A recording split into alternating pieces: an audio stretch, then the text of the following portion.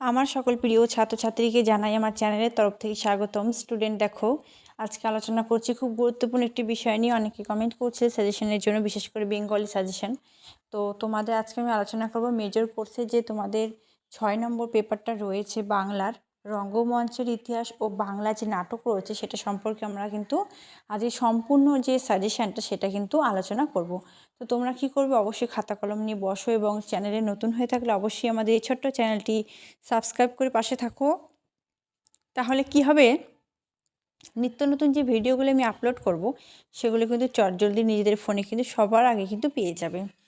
তো তার জন্য কিন্তু অবশ্যই চ্যানেলটি সাবস্ক্রাইব করে পাশে থাকতে হবে এবং তোমার সকল বন্ধুদের সাথে কিন্তু শেয়ার করে দেবে যাদের রয়েছে মেজর বেঙ্গলি। ঠিক আছে, তো আলোচনা করছি। তো সবার প্রথমে যে আমি তোমাদের 3টে কিন্তু টপিক রয়েছে। 1 নম্বর টপিকে তোমাদের বাংলা রঙ্গমঞ্চের ইতিহাস পড়তে হবে। দ্বিতীয়, রবীন্দ্রনাথ ঠাকুরের তোমাদের ডাকঘর পড়তে হবে নাটক, এবং দ্বিজেন্দ্রলাল রায়ের শাহজাহান নাটকটা কিন্তু পড়তে হবে। ঠিক আছে, তো এই শাহজাহান নাটক, ডাকঘর নাটক এবং রঙ্গমঞ্চের ইতিহাস, এই 3টে তোমাদের টপিক রয়েছে। খুব একটা বড় সিলেবাস নয় এবং খুব একটা ছোট নয়। যদি তুমি এই নাটক আর এই যে তোমার ইতিহাসটা, এটা কিন্তু অনেকটা ইতিহাসের মতন করেই পড়তে হবে। যা এটা কিন্তু তোমাদের মুখস্থ করার কোনো বিষয় নয়, শুধুমাত্র একটু বুঝবে। ঠিক আছে, বুঝে বুঝে সালগুলো মনে রাখতে হবে এবং তোমাদের এটা যে ইতিহাসটা রয়েছে সেটা কিন্তু খুব ভালোভাবে 3 থেকে 4 বার যদি তোমরা এটা রিভিশন দাও, তো আশা করছি ফুল মার্কস কিন্তু পাবে এই সাবজেক্ট থেকে। তো দেখো, আমরা প্রথমে আলোচনা করব 12 মার্ক, 6 মার্ক, 3 মার্কে তোমাদের প্রশ্ন আসবে। তো আমি তোমাদের শুধুমাত্র প্রশ্নগুলো বলে দিচ্ছি এবং উত্তরগুলো তোমরা সংগ্রহ করে নেবে। 12, 6 আলোচনা করছি, একটু দেখে নাও। ঠিক আছে, তো 3-এর প্রশ্ন কিন্তু কমন দেওয়া খুবই কষ্টসাধ্য হয়ে যায়, যেহেতু শর্ট প্রশ্ন কমন পড়তে গেলে কিন্তু খুব বেশি পরিমাণে প্রশ্নটা কিন্তু পড়তে হয়। ঠিক আছে, তো বাংলা রঙ্গমঞ্চের ইতিহাস থেকে আমি কিছু বড় প্রশ্ন বলছি যেগুলো তোমরা লিখে নিবে। যেমন কলকাতা বিদেশি যে রঙ্গালয় রয়েছে সেটা সম্পর্কে আলোচনা করবে, সেটার ইতিহাসটা কীভাবে এটা শুরু হলো, কত সালে শুরু হলো। ঠিক আছে, মানে এটা যেমনটা একটা রচনা হিসেবে যেমন আমরা পড়ি, যেমন ফোর্ট উইলিয়াম কলেজ যদি বলি, সেটা সম্পর্কে আমরা সেটা সকালে পড়েছো, সেটার যে ইতিহাসটা রয়েছে সেটা পড়তে হয়। তো সেই একইভাবে কলকাতা বিদেশি যে রঙ্গালয় রয়েছে সেটার ইতিহাসটা এবং তার মানে কত সালে সেটা মানে তৈরি হলো, বা এটা যে ইতিহাসটা সেটা সম্পর্কে কিন্তু একটা আমরা অল্প বিস্তর পড়বো, সেটা 6, 12 হতে পারে। তারপর রয়েছে তোমাদের গেরাসিম স্তেপানভিচ লিয়েবেসেভ। ঠিক আছে, এটা সম্পর্কে পড়তে হবে। সেম শৌখিন থিয়েটার, ঠিক আছে, থিয়েটার অর্থাৎ নাটক, শৌখিন নাটক, এটা সম্পর্কে আমরা একটু অল্প বিস্তর জানবো। এর মধ্যে থেকে কিন্তু বেশ কিছু শর্ট প্রশ্ন আসতে পারে 3 মার্কের ক্ষেত্রে। তো সেক্ষেত্রে যদি আমরা বড় করে পড়ি তাহলে কিন্তু আমাদের সুবিধা হচ্ছে 6 আসলে পারবো, 3 আসলে পারবো। ঠিক আছে, এবং একটা থিয়েটারের থেকে কিন্তু 6ও আসতে পারে, 12তেও আসতে পারে, 3ও আসতে পারে। ঠিক আছে, তাহলে একটা বড় করে পড়লে কিন্তু আমাদের মোটামুটি 21 নাম্বার কিন্তু সেখান থেকেই চলে আসলো, যদি সেমটা চলে আসে তাহলে। তারপর আমরা ন্যাশনাল থিয়েটার পড়বো, এটার ইতিহাস জানবো, ন্যাশনাল থিয়েটার। তারপর বেঙ্গল থিয়েটার জানবো, এটার যে ইতিহাসটা রয়েছে সেটা।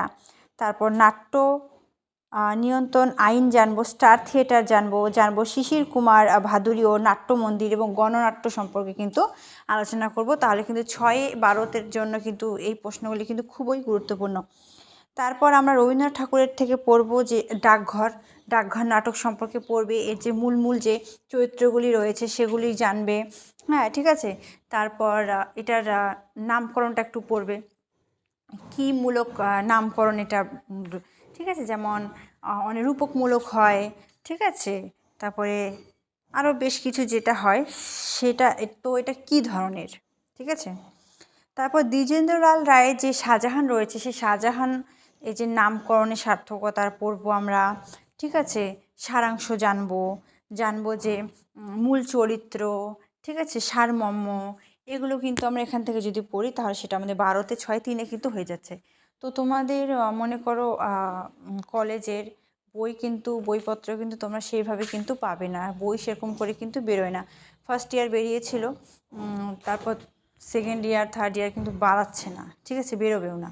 তো মানে এটা সেমিস্টার সিস্টেম এক্সাম হয়ে গেছে, তো তো তার জন্য কিন্তু বের করে না বইগুলো। তো তোমরা চেষ্টা করবে যে নিজেরাই নিজেদের নোটটা তৈরি করতে, ঠিক আছে। তো এগুলো তোমাদের সেমিস্টার সিস্টেম যে পড়াগুলো আছে এগুলো কিন্তু কোনো না কোনো সময় কিন্তু আমরা পড়েইছি, ঠিক আছে। তো কোনো না কোনো সময় আমরা পড়েছি, তো আমাদের আমি যদি প্রথম থেকে যদি আমরা প্রিপারেশান নেই, যেমন তোমরা প্রথম থেকে যদি আমরা সিলেবাস সংগ্রহ করি, তারপর একটা একটা করে নোট সংগ্রহ করি, তাহলে কিন্তু নিজেরাই দেখবে বইয়ের থেকে ভালো কিন্তু নোট মানে নোট তৈরি করে ফেলেছো নিজেরাই। তার মধ্যে তোমরা যদি আমার চ্যানেলটা ফলো করো, আমি কিন্তু পরপর ক্লাস দিই, সেই ক্লাসগুলো অনুসরণ করে যদি সেইভাবে যদি প্রিপারেশানটা নাও, তাহলে দেখবে কিন্তু খুব ভালো একটি প্রিপারেশান কিন্তু নিজেরা কিন্তু নিতে পারবে, ঠিক আছে। তো যাই হোক, তোমাদের এক্সামে কিন্তু খুব একটা বেশি সময় নেই, তোমাদের কিন্তু 3 তারিখ থেকে এক্সাম শুরু হচ্ছে। তো মোটামুটি কিন্তু 10 দিনও কিন্তু সময় পাচ্ছ না হাতে, ঠিক আছে। তো এর মধ্যে চেষ্টা করো খুব ভালো করে প্রিপারেশানটা নেওয়ার জন্য, বুঝে পড়ার চেষ্টা করবে। সব সময় আমি এই সেম কথা বলি, বুঝে পড়ার চেষ্টা করবে, কেউ কিন্তু মুখস্থ করবে না, ঠিক আছে। তো তাহলে কি হবে, তোমার মাথায় একটা চাপ মনে ভাব আসবে না, এবং জিনিসটা কিন্তু খুব সুন্দরভাবে মাথায় কিন্তু গেঁথে যাবে, যেটা কিন্তু সারাটা জীবন কিন্তু তোমার মনে থাকবে, ঠিক আছে। তো চেষ্টা করবে একটু বুঝে পড়ার, একটু সময় লাগবে অবশ্যই, বুঝে পড়লে একটু সময় লাগে, কিন্তু সেই সেই পড়াটা কিন্তু মাথায় কিন্তু গেঁথে থাকে, ঠিক আছে, সারা জীবনেও কিন্তু ভুলবে না। তো সেইরকমভাবে প্রিপারেশান নাও। আশা করছি সকলের এক্সাম খুব ভালো হবে। অবশ্যই নিজের ওপর তোমরা বিশ্বাস রাখো, আস্থা রাখো, যে যদি কেউ পারে তাহলে সেটা একমাত্র আমিই পারবো, ঠিক আছে। তো আগেরবার প্রচুর স্টুডেন্ট কিন্তু ফেল করেছে, তো এবার তোমরা কিন্তু একটু ভালোভাবে পড়ো, দেখবে রেজাল্ট কিন্তু খুবই ভালো হবে। Thanks for watching. After all, thank you সকলকে।